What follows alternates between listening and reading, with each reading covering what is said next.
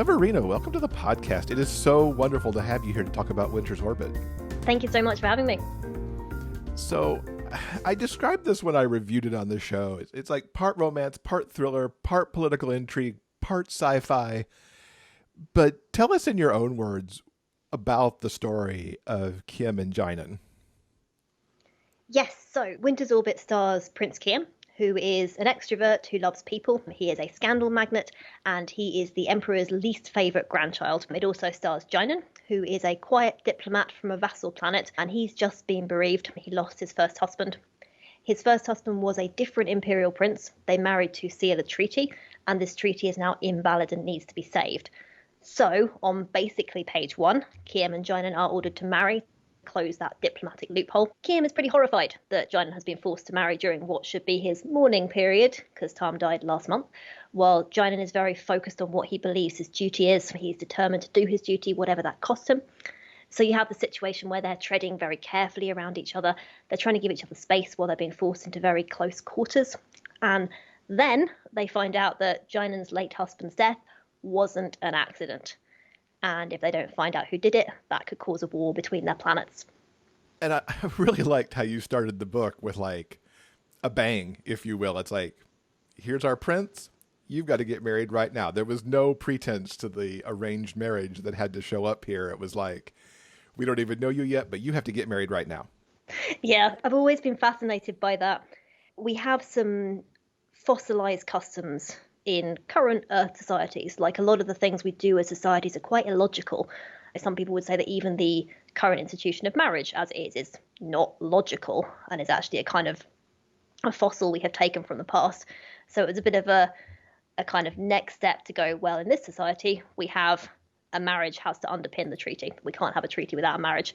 And when you have that, you just have this very good tension set up, which is how I like to start. Yeah, they always say you should start the book when that life-changing moment happens, and there was no preamble here. I really enjoyed that. As I mentioned, there's a lot that goes on in this book, and I'm curious what kind of came first for you, the characters, some of these plot elements, combinations of the two? Yeah, it's a good question. For me, I have to start with a situation that is fundamentally imbalanced, a situation that is in tension. Because of how I write, that's usually a situation that's in tension between two or more characters. So in the case of this book, what I started with was you have this well-meaning guy, this prince. He has been told he has to marry this stranger, and he is looking at his prospective partner's previous marriage, and he's reading the news articles about it, and it seems like this golden, happy marriage that he could never live up to. And this bereaved diplomat must be grieving. He just lost his life partner, and Kiem is thinking, well, what can I do? Like, I can't say no because he's said yes. He wants to do his duty. Everyone else wants me to do my duty. I will never live up to this person. It's going to be really bad. He's going to hate me. I'm not going to be able to charm my way out of this one. And you have that tension. You have that fundamental tension.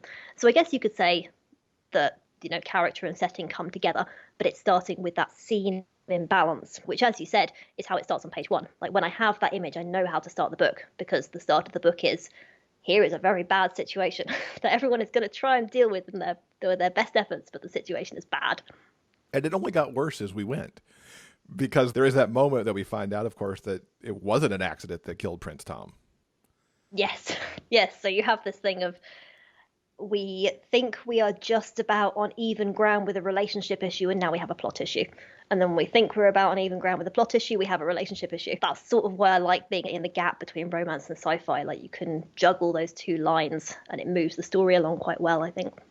I really liked how everything balanced so well, because we often see there's the sci-fi side who doesn't necessarily want too much romance because they're reading sci-fi. And then there's the romance folks who feel like sometimes the sci-fi takes over. And to me, you really made a great triangle here, because there is a strong romance plot going on. There's a strong thriller suspense plot that could have been any political organization could have been engaged with that. But then there's the sci-fi and the world building and the fact that we're in outer space and these people are not Earth people. It's very much in between, I think, It's in between romance and sci-fi, which makes it quite hard to pitch and a little bit hard for the book industry to deal with, because you're used to having a book that is a romance or is a sci-fi, but this one is bang in the middle. The is a romance because it follows the romance structure. It has a happy ending. And to be honest, it is really, really important to me that these two characters are in love, which I think of as what makes a story a romance or not a romance to me when I'm writing it. Also, it is very much a science fiction because the stakes are quite a lot higher than will they fall in love. Though, to be fair, a lot of romance does have high stakes. Now I'm thinking, is this actually a science fiction? No, but it is a science fiction book because sci-fi and fantasy is my home genre. And you're right, it does have thriller elements. I would say it's probably not a thriller in that if you are a sci-fi fan, you could pick up this book and you stand a fairly good chance of enjoying it. Ditto if you're a romance fan. If you pick up this book and you are just a thriller fan, I think probably you won't find what you're looking for in it. But I am certainly stealing elements from the thriller genre to move it along. I think it may be better than thriller to call it romantic suspense.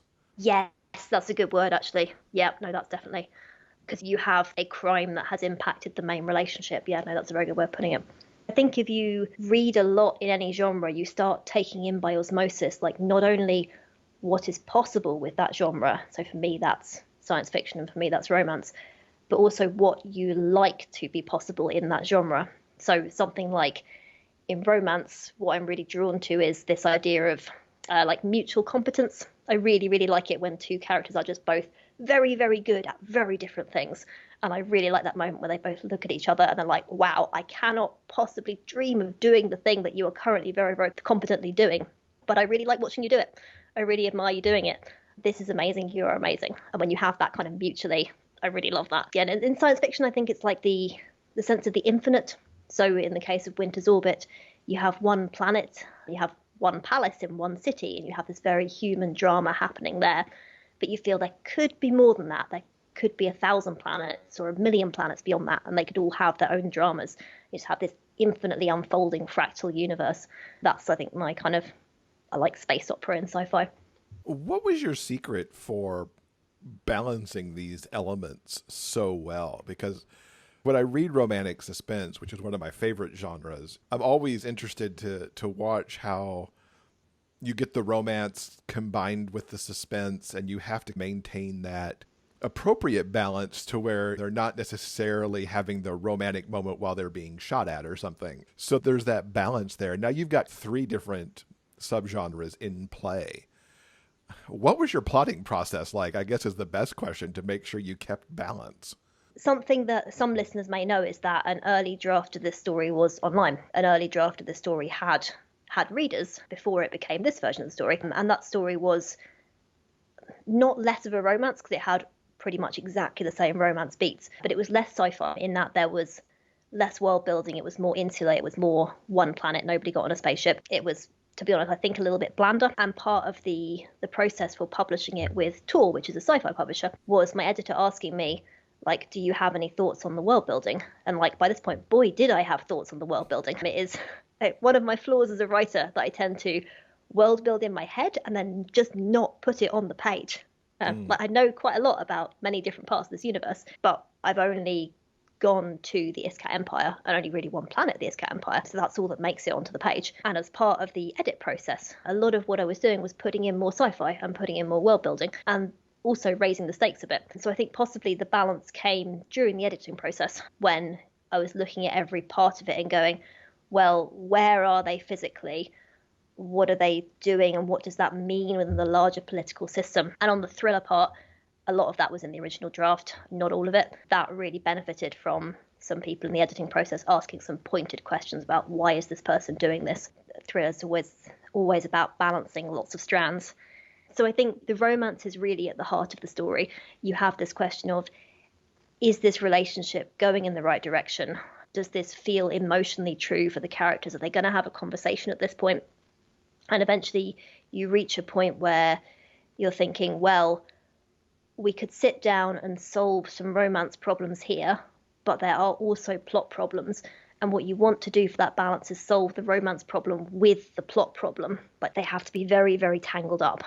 Because my definition for sci-fi romance, as opposed to sci-fi which just happens to have a romance in it, or romance which just happens to have a spaceship in it, is the resolution of the relationship is absolutely critical to the resolution of the world-altering plot. So those are the same thing. The fact that these two characters fall in love, this saves the world, and that's something that Winter's Orbit is very true to.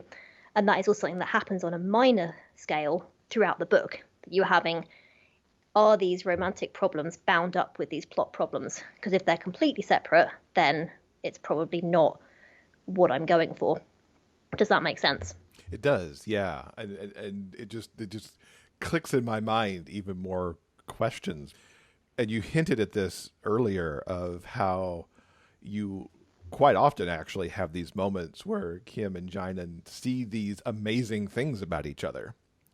And it happens routinely, and not only is it key to solving the bigger problem with the not so accidental death and the treaty situation, but it also makes them fall more in love with each other.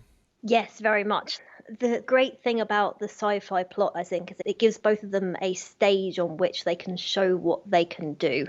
Not that they're intentionally doing that, but it means that if these people had very quiet, comfortable lives, they would probably live very quiet, comfortable lives. Well, okay, Jainan would live a very quiet, comfortable life. Kiem would find some way to make it dramatic.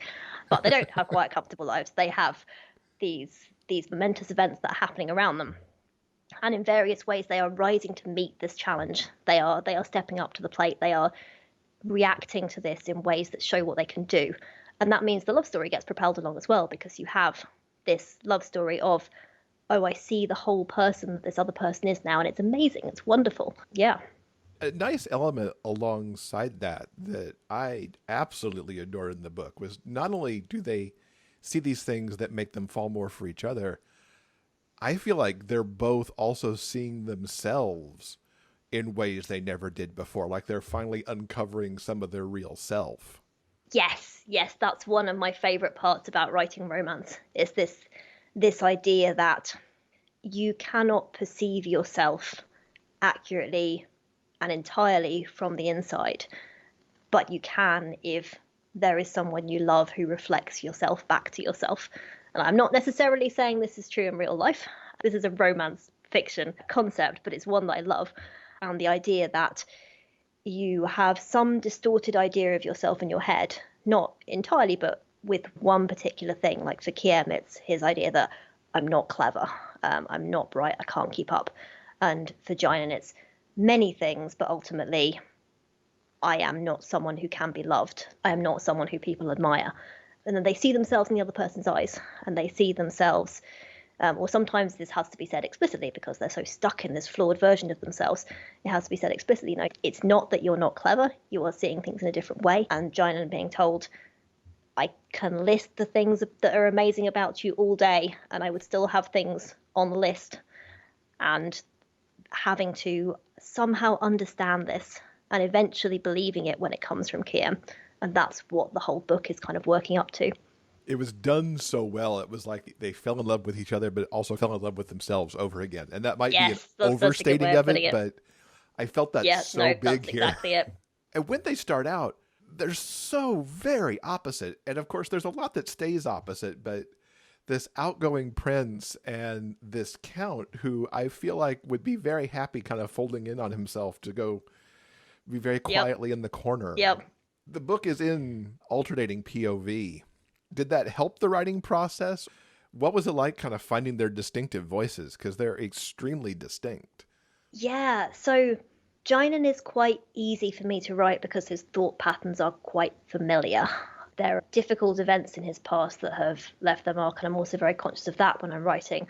But his basic kind of personality, this kind of introverted overthinking, it's not a million miles from how I think about social situations. Kiem, on the other hand, is in one way much harder because he's an extrovert. He is someone who will be sitting in a waiting room and think, I hope those strangers over there come over here so I can talk to them, which is a thought I have never had in my entire life. But his voice is so much fun because he thinks he can solve everything. He is totally unembarrassed, and when he comes across a problem, he thinks he can fix it by talking. And sometimes he's right, and sometimes he's wrong, but in ways that move the plot forwards. So they're both fun to write in very different ways, and they click quite well. It can be a lot of fun to move from Kiem's view of the world on something that is happening, and then switch to Jainan, who has a completely different view of the thing that just happened. I think that is the great fun in alternating POVs. Yeah, and it worked so well here, especially like the first couple of pages after you flip to somebody else's, as they're kind of analyzing what they just saw the other one do. Yeah, yeah, yeah. It's like, why did he do that? Yeah. You got a big cast in this book. So many moving pieces there. How was that in terms of balancing out telling what needed to be told and not throwing too many people on the page at the same time? It was pretty tricky, actually, because I think when I first envisioned the story, I was envisioning it as a love story, and it was very, very focused on Kiem and Jainan. And as the plot evolved, it needed more characters because plot involves people doing things, and those things were generally being done by people other than Kiem and Jainan. A lot of the side characters evolved as well a bit from the first draft. Most of them were already there. Gairad, Jainan's clan member, and Professor Aldel, the people working the engineering project, had a much smaller role in the previous draft and a much larger role here. Conversely, I cut a couple of side characters. The agent Rakal, the internal security agent, has a deputy who had a plot role in the previous draft. She got cut because, like you say, I just had too many characters. I think ultimately it's the case of, does this character have a really, really strong reason to be here? Because if they don't have a really strong reason to be here, they're a distraction and they probably need to be cut. So either they have a plot role or they're telling you something important about the world or they're telling you something important about the characters. Preferably all three. Like Gairad is really important, not just to the plot, but to giving an alternate view of fear and Thean culture, and also really, really important to Jainan's journey as part of his. It's not just falling in love with Kiem that fixes everything. Like that, falling in love does not really fix things. It's the fact that he is rebuilding these relationships with everybody in his life, and that's kind of her role in that arc. So yeah, I think the cast just has to grow as large as it grows, and then you have to give them a really, really hard look and be like, do you need to be here? Because if not, can your role be done by somebody else, or can we cut that? And you bring up a good point about Jainan, because this is not just a love story for him. He's really rebuilding a lot of his life, because Prince Tom, as we find out, is not a nice guy. Yes, yes. This is obviously a very sensitive and heavy topic, and it's one that both me and the publishers were quite keen to do well by, in a way, to not treat it trivially, to not gloss over things, to not kind of say this is something that is easy to get over. The idea is that, and I don't think it is really a spoiler to say, though people have different views on spoilers, is that Jainan had a bad marriage with Prince Tom. It was an abusive marriage, even though it was not necessarily what we would think of as a classic abusive marriage. The entire book is his healing process. Like, Tom is dead at the start, and the entire book is how he recovers and slowly builds his life. And what I was very keen to do on this was show that it's not because of somebody else that he recovers. It is because he is now in a better situation. In some ways, it has been a fortunate change of circumstances, but in other ways, all the work he is doing is his own work. Like all the things he is rebuilding, all the steps he is taking are things that he has done himself. And because of the work that he has done and is able to do, he is able to reach happiness on the other side. I wanted very much to show that joy was possible for Jainan, and that was really important to me at the end of the book. It's a bit tricky because at the end of the book, there is obviously still a long way to go. I wouldn't want people to come away with the impression that everything is solved forever, because that's not how things work. But equally, I wanted to end it on a happy note and be like, this has been possible because of everything that has taken place, and we are allowed these moments of joy. And I do feel like it ended, and I think you even mentioned this earlier, it does end with a happily ever after. I don't feel in any way like it's a happily for now, but it's definitely a happily ever after that will continue to have work for Jainan and for Kiem in other ways to continue to be this couple moving forward. Yes, yes. I mean, the thing that obviously happens after the end of the book is that Jainan goes to whatever is the Iska Empire's version of counselling, which is something that didn't really fit in the plot. I didn't really feel equipped to write a detailed version of that could do it justice. But that is very much in my head what happens next. I think probably Kiem will also go to counselling, and then he will realise that therapy is basically, you want me to talk for an hour. This is fantastic. This is the best thing that has ever happened. I love therapy. Kiem discovers therapy, the secret last chapter of the book. But yes, there is a lot implied that is not written, but the end of the book is certainly supposed to be a happily ever after. What was your favourite part of the story to write?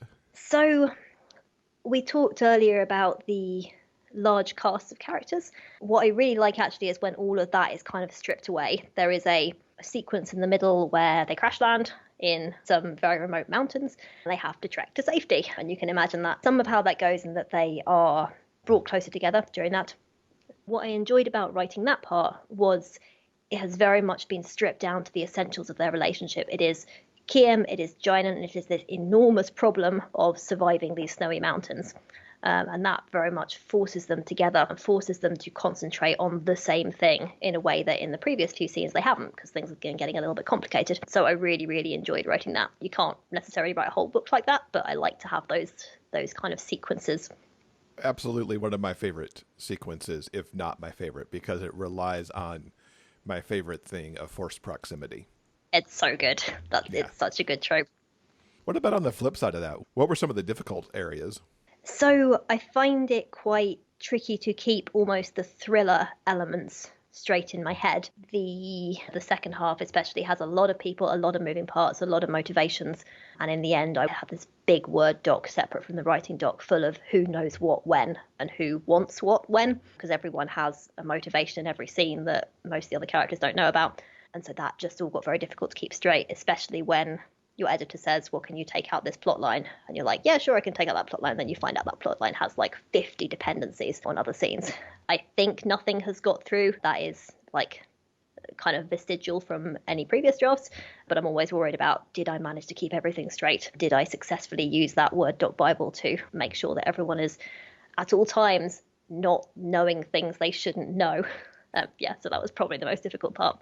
Complicated anytime you do suspense elements, and the number of motivations you were carrying through that book, because even the people who were deeply involved in creating the, I guess I'd call it espionage almost, maybe, all had different needs on why they did it, which I absolutely loved. But I could also imagine putting my author hat on how difficult it would be to thread all of that correctly at the same time.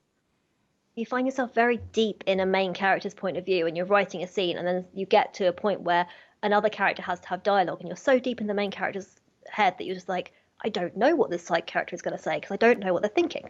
I don't know, like I now have to transplant myself to a whole other head with a whole other set of memories and thoughts and motivations, and I have no idea what's going on with them. That's usually where I get up and get some tea and pretend that I'm finished for the day. Sometimes that's the best thing to do. Just walk away.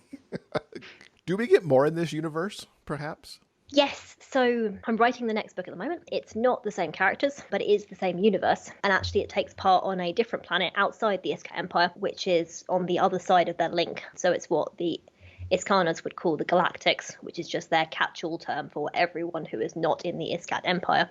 But yeah, I'm excited about this one. It's a completely different society, but it's also a romance. It also has two characters who are in some ways terrible, but they make each other better. Yeah, so I'm excited to finish that draft, cross fingers. I have to put in my vote if I get a vote. I may not have a vote, but I'm going to say it anyway. I would really love to see Belle's story. Of all the side characters, Belle absolutely denied it.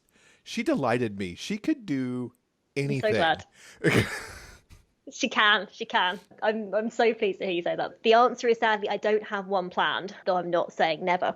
When I said I need an unbalanced situation to start a book, usually that relies on characters having a certain kind of flaw, like being a certain kind of disaster, and like in a certain way not having themselves together. Belle has herself together.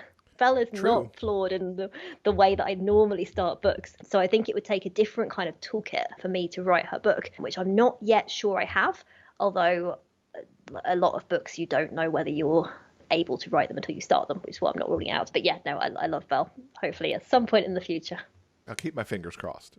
Now, you mentioned earlier that Winter's Orbit had an entire other life that began a few years ago when it was on Archive of Their Own.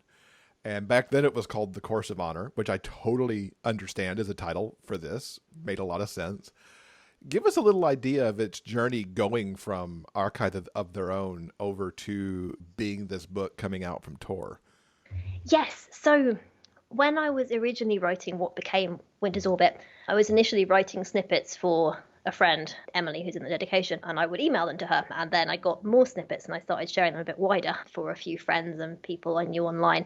And eventually I wanted somewhere to collect them. And because I was kind of in fanish communities, I was familiar with literally one fiction website, which was Archive of Our Own, or AO3. And I remember checking the rules to be like, can I post an original thing on there? Yes, it looks like this is allowed under the rules. I'm posting it up there because I really like the interface. It's very clean. And a lot of the, like 95% of the stuff that I've enjoyed reading online has been on AO3. Yeah, so I posted the whole thing up there. People were really, really kind. And I'm still really, really grateful for that. People commented along, people recommended it to their friends.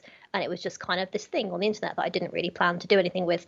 And then when it had been around for a couple of years, my now agent messaged me actually on Tumblr and said, are you looking to do anything with this or do you have anything else? And at that point, it kind of went into the more traditional route, which was she helped me with a rewrite. Her name is Tamara Kawar. She's fantastic. She's really, really amazing. Once we'd done the rewrite together, she was then in touch with Tor, who decided to buy it. So it wasn't a case so much that Tor are scanning AO3. I think that would be a little bit of a weird boundary, but it's certainly wouldn't have happened if people hadn't been so kind with recommending the online version. I am really, really grateful for that. Let's talk about your origin story a little bit. What turned you into a writer? What got you started? So when I was a teenager, as I suspect probably most of us listening have done, I was just reading everything I could get my hands on. Mainly for me, science fiction and fantasy. That was my genre. And then when I was about 16, I discovered NaNoWriMo, which for people who aren't familiar with it is National Novel Writing Month. And I think I joined when it was about in its like 4th or 5th year. And it's this concept where you write a book in a month. That was incredibly appealing for 16-year-old me who couldn't really finish a short story because you came out of the month of the book. And so I did it. And I wrote this absolutely terrible book. I think it was sci-fi, but I think because it was 16, I think it was about a teenager who didn't want to go to sci-fi school and eventually got put in prison for some reason, which I am still unclear on, possibly because she didn't want to go to sci-fi school, who knows. But I came out of it with this 50,000 word book, which is the level for NaNoWriMo. It's actually less than half the length of Winter's Orbit. It's quite short. But there is something fantastic in knowing you have finished something. And I then did NaNoWriMo for another kind of 8 years. I think I abandoned it more times than I finished it after that first year, because at some point you stop thinking, well, it doesn't matter what I write, and you start thinking this has to be quality, and that means you tend not to finish NaNoWriMo. But it gives you practice. It shows you that you can finish something, and it is wonderful to get to the end of something. I think it is definitely true that in writing, you can only do the things that you practice. So you can be the best writer in the world, but if you have never got to the end of a novel, then you have no practice ending a novel. And so the first time you end a novel, it's going to be your first time and it's going to be bad. Like, you might as well do that first time bad practice in NaNoWriMo, where it doesn't matter. You have to do it when you are really, really good at beginnings now and you think a bad ending might ruin it, because then you will get writer's block. So yeah, no, I love NaNoWriMo. I don't do it anymore. I am now much, much, much, much slower, but I think it's a great way to get started. There's something about finishing that first time that at least makes it a little bit easier to finish the next time. So true. So true. Who are some of the authors who inspire what you write? I think you can draw a direct line to me at, again, 16, where I fell into Louis McMaster Bujold's Vorkosigan series and didn't come out for like 2 weeks. I read so many books. But to me, that and Anne McCaffrey, who I think probably doesn't hold up very well, was very much my introduction to sci-fi. It wasn't kind of golden age concept focused. It was very much character focused. And it was very much, we are having this character-driven story in space, and we are using space to enlarge the possibility of what can happen in this character-driven story, but it is all about these characters. So I think Bujold is very definitely an influence. Much later, of course, I started reading Anne Leckie, who does some really, really interesting things, particularly with gender. Yeah, I love that work, and it kind of, again, expanded how I think about gender. On the romance side, I came to romance much, much, much, much later. I love romance. I think it's a fantastic genre. A lot of the stuff that contemporary romance does in particular, like, I find myself looking at and going, wow, I wish I could do that. That's a really good way of doing a relationship. In romance, Talia Hibbert has been a new discovery for me, actually. This kind of very character focused, very kind of, every page just carries you along to the next page. It's fantastic. But for my influences in romance, you probably have to go back a lot earlier, which is probably fan fiction, which is probably, I wasn't super deep in fandom, but I have friends who were super deep in fandom when they were teenagers, and they would just send me the best fanfics they found, which was fantastic. It meant I didn't have to go through the tags. So I didn't have to read anything which wasn't already pre-stamped as really, really good. But this very, very intense focus on if you are bad at character in fan fiction, it's quite difficult to write a good one. Like you can kind of ditch things like world building and plot if you feel like it. There's kind of infinite variety. But the ones that are good tend to focus very, very hard on character in a way that some of the sci-fi and fantasy I was reading maybe didn't. So that really influenced how I think about how people think about other people in the kind of stories I wanted to read. And you made your first romance a gay romance. What led you to decide that this romance would be between two men? Yeah, that's a good question. So I am queer. I am a cis woman in a relationship with another cis woman. I came out quite late in life. Before I came out, I think I avoided romance. There's an interesting line between poor representation of queer romance, poor representation of women, poor representation of a whole host of things in the sci-fi and fantasy that I was reading when I was quite small, which is now 20 years ago. And I was picking up books from 20 years before that. So the genre really has come a long, long, long, long way. I have pictures of characters in my head, and I knew who Kiem was very, very early on. And in my head, he was a man. I knew I wanted to write a romance. I didn't want to write a heterosexual romance. I was very much coming to terms with who I was, and also coming to terms with the reading that I had kind of taken in as a teenager. And again, Anne McCaffrey is someone who does not hold up in this sense. I'm sort of thinking back of how many of those romances did I not see myself in because they were just not good romances, and how many of them did I not see myself in because they were heterosexual. As it turned out, I'm not. So yeah, that's a lot of thoughts around the topic. I don't think there's one good answer for this, but that's certainly what I was thinking when I started. What's a book that you've read recently that you would recommend to our listeners? Oh, yes. So The Unbroken by C.L. Clarke, which is a sapphic book set in an alternative colonial North Africa, which I was very lucky to get an advanced copy of, and I am sort of telling everyone to read it because it's great. So one of the ways in which it's an alternative world is it has this queer norm world. So you have this semi-historical North African setting, but you have this sapphic relationship, this very edgy, complicated relationship between a soldier who was stolen from her homeland as a baby by the colonizing power and raised as a soldier, and between her and the princess of that colonizing power. And the author just digs into every angle of this with a lot of skill. They have a background, I think, in post-colonial studies. They just do not flinch at any part of this. The world is very real and very layered, and it's just a really good story. I'm very excited about this one for multiple reasons. But yeah, no, thoroughly recommend that.